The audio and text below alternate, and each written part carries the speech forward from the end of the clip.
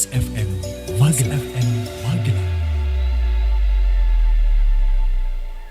Kita masih cegah COVID-19 dengan gizi seimbang, dan dua narasumber kami masih ada Mbak Erlina dan juga Ibu Mariana.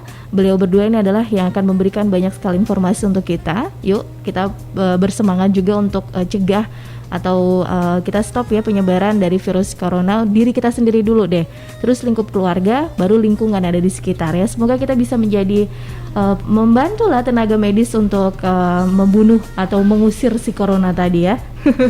Oke, tadi Bu Mariana juga Mbak Erin juga udah menyebutkan bahwa sebenarnya virus corona sendiri ketika tubuh kita sudah baik ya, sistem imunnya dia akan mati sendiri begitu ya.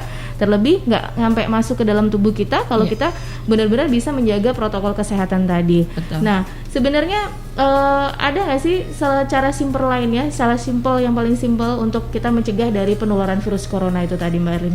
Kalau cara simpel untuk penularan virus corona yang jelas tetap satu Mbak, ikuti protokolnya, kemudian tingkatkan PHBS-nya. Iya.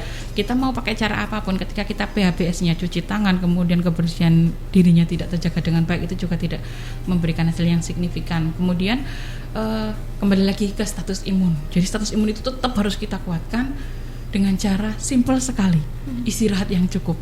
Ya. Orang itu terkadang tidak memperhatikan yang namanya istirahat, kebutuhan istirahat kita itu berapa toh. Istirahat tidur itu 6-8 jam, apakah itu terpenuhi ataukah tidak. Sementara ketika tidak terpenuhi, otomatis sistem dalam tubuh kita juga akan terganggu. Kemudian yang kedua, untuk meningkatkan status imun yang simpel lagi, jangan lupa, berkali-kali saya tidak pernah bosan menyampaikan baik di sini maupun di luar sana, olahragalah, exercise lah. Syukur-syukur bisa setiap hari 30 menit minimal 3-5 kali dalam 1 minggu. Dan jangan lupa 30 menit, karena 30 menit itulah kita sudah masuk yang namanya fat burning zone. Jadi benar-benar kompor kita itu sudah nyala, panas, kemudian membakar gitu. Kalau kurang dari itu kita baru mulai, ibarat kompor itu baru dinyalakan saja, belum mulai membakar. Kemudian konsumsi vitamin itu harus dan wajib. Nanti terkait dengan nutrisi dan lain-lainnya akan dikupas tuntas lebih banyak oleh Bu Mariana. Saya kira seperti itu. Oke, baik. Jadi memang apa yang kita lakukan ini adalah hal yang sederhana. Sudah itu yang paling sederhana begitu ya. Selain harus suntik macam-macam begitu ya. Betul Jadi memang harus kita lakukan adalah olahraga tadi minimal 30 menit. Gak boleh dikurangin ini ya Mbak ya.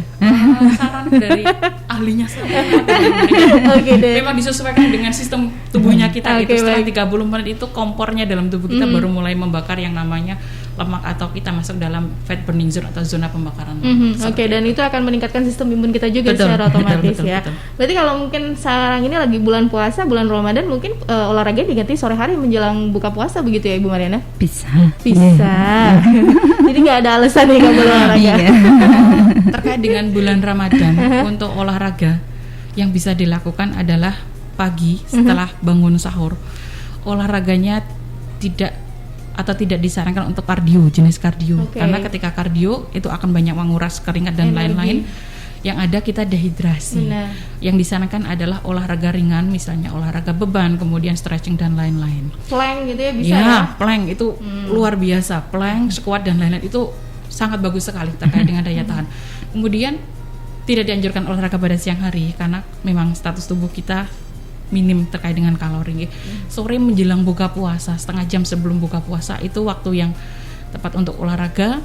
Di situ boleh dilakukan kardio, tetapi tetap kombinasi dengan non kardionya atau beban gitu. Nanti kalau misalnya memilih waktu untuk setelah buka puasa, sebelum sholat taraweh misalnya, kardio full, silahkan, itu bagus. Olahraga ini bisa dipilih masing-masing sesuai dengan kemampuan tubuh kita saja. Benar. Seperti itu. Pemanasannya pas tarawih. Iya, betul sekali. 23 rakaat lumayan loh itu. Iya, betul sekali. Oke, baik. Dan kita langsung mengalir ke gizinya ini ya Ibu ya. Sebenarnya emang ada kaitan, benar-benar kaitan tertentu kaitannya dengan gizi seimbang gitu dengan pencegahan penularan COVID itu sendiri Ibu. Iya. Jadi gini, kalau saya ingin mengcopy apa yang disampaikan oleh Dr. Hans ya. Jadi untuk pencegahan COVID itu ada istilah jati, jari, dan jamu. Nah, jati itu adalah jaga hati. Jadi ciptakan suasana hati kita agar selalu senang dan bahagia, hindari kecemasan, ketakutan, khawatir, dan gelisah. Karena hal ini akan mengganggu sistem metabolisme tubuh dalam setiap orang ya. Selain itu juga akan menciptakan suatu suasana yang mana orang-orang tersebut akan muncul gejala sakit yang sebenarnya tidak sakit, seperti pusing, kemudian asam lambung meningkat, rasa sakit di dada sampai di punggung. Hal ini berhubungan sekali dengan faktor psikis. Psikosomatis gitu ya? Ya, kemudian yang kedua adalah jari. Jari itu jaga diri. Jaga diri itu antara lain tadi sudah disampaikan oleh Ibu Erlina. Kemudian yang ketiga jamu. Ya, jamu itu jaga mulut. Ya, jaga mulut di sini diharapkan kita untuk tidak mengkonsumsi makanan yang asin, tinggi gula dan tinggi lemak. Hal ini dapat merusak sistem peredaran darah, kemudian menyebabkan inflamasi, yang mana nanti angka stroke dan jantung itu juga akan semakin meningkat. Kemudian hindari makanan-makanan yang olahan, produk pabrikan atau junk food. Kemudian hindari juga konsumsi alkohol. Tingkatkan konsumsi sayur dan buah serta air putih. Kemudian jangan lupa konsumsi gizi seimbang gitu. Jadi kalaupun dianjurkan meningkatkan asupan sayur dan buah, tapi proteinnya jangan ditinggal. Oke, berarti Gitu. benar-benar harus memperhatikan isi piringku lagi ya. Oke, baik. Kalau tadi berkaitan dengan makanan olahan begitu Ibu. Sekarang ini lagi bulan Ramadan nih. Biasanya kan masaknya yang simpel-simpel aja gitu kan. Ada beberapa ibu rumah tangga yang mungkin bikin lah frozen food sendiri. Nah, ini apakah masih aman ini Bu? Mungkin nugget sendiri yang dicampur sama sayur-sayuran? Frozen food selagi itu produk sendiri, itu daya kemampuan untuk kadaluarsa makanan itu pasti jangka pendek, tidak seperti frozen yang pabrikan.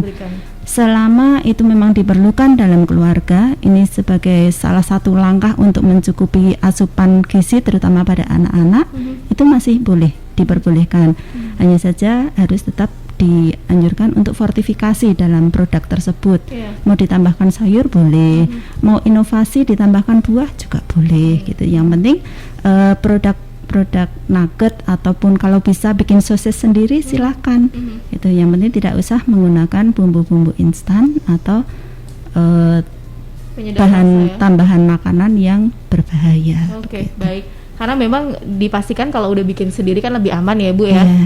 Jadi mungkin bumbunya seperti biasa, bawang putih, bawang merah, gula, garam gitu aja. Yang jelas komposisinya kita lebih aman, lebih safe karena kita memilih sendiri. Oke, baik. Jadi tenang aja gitu ya. Kalau tadi waduh, gak boleh produk olahan gitu ya.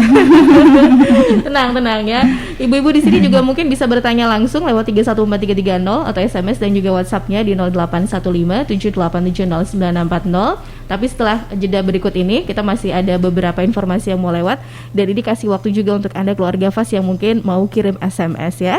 Masih di 90.1 Fas FM Magelang. 90.1 Fas FM Magelang.